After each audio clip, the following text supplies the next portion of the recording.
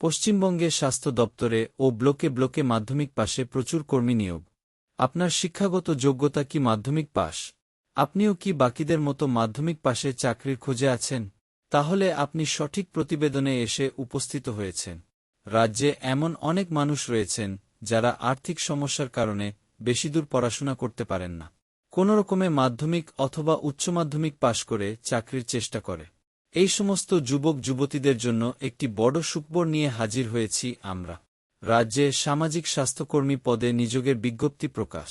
মাধ্যমিক পাশ করলেই পারবেন আবেদন করতে। জানুন বিস্তারিতভাবে। এই নিয়োগের বিজ্ঞপ্তিটি জারি করা হয়েছে পশ্চিমবঙ্গ স্বাস্থ্য দপ্তরের পক্ষ থেকে।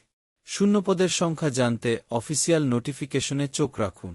এই পদে আবেদন করার জন্য প্রার্থীদের বয়স অবশ্যই 22 থেকে 40 বছরের মধ্যে হতে হবে। এই পদে আবেদন করার জন্য প্রার্থীদের অবশ্যই মাধ্যমিক বা তার সমতুল্য যোগ্যতা সম্পন্ন হতে হবে।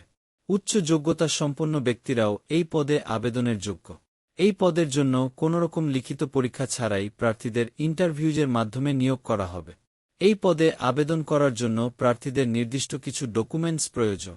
সেগুলি হল আধার কার্ড, ভোটার কার্ড, মাধ্যমিকের অ্যাডমিট কার্ড, মাধ্যমিকের রেজাল্ট, পাসপোর্ট সাইজ ফটো, স্থায়ী বাসিন্দা সার্টিফিকেট, কাস্ট সার্টিফিকেট।